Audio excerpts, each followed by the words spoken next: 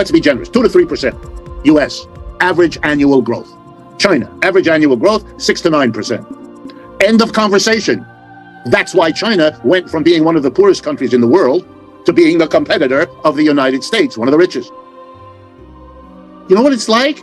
It's a story a little like the colony in North America being a place for furs and then becoming the new empire, so that the roles between between Great Britain and its colony were reversed.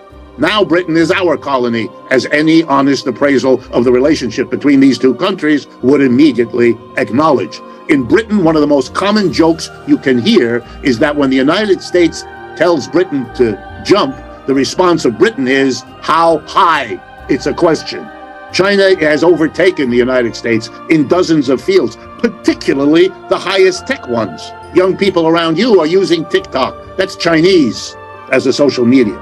The United States doesn't know what to do. Having not learned the lessons, having not understood what denial means, for a long time, they denied.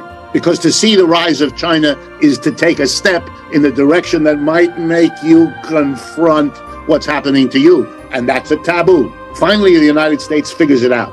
And what does it do? As if it learned nothing from its history? It tries warfare. It tries to slow down, to stop, maybe even to reverse history. Just like Britain did. Mr. Trump declared a trade war against China. You remember? It's not that many years ago. He applied sanctions. He applied tariffs. He did everything he could to stop, to reverse it. None of it worked. It was one big, fat failure. Now we are in a war, we, the US and its allies, with the most important ally China had, Russia. That's what's going on in Ukraine. It has got nothing whatever to do with that sad country suffering this war. Talk about being in the wrong place at the wrong time. That's the truth of Ukraine. All the rest is propagandistic foolery.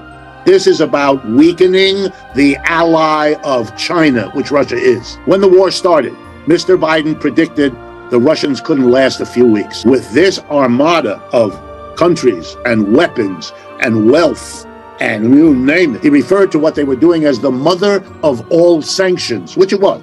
Greatest sanction program ever applied. Russia wouldn't last. The ruble would be valueless within weeks. All of that, 100% wrong. The ruble is worth more now than it was before the invasion. The Russian economy bubbling along pretty well. Took a dip right after, came back most of the way. China bought more, India bought tons more. Saudi Arabia is reorganizing its economy. Pakistan is making important agreements with the Chinese and the Russians. The world isn't, guess what? Controlled by the United States. It's over.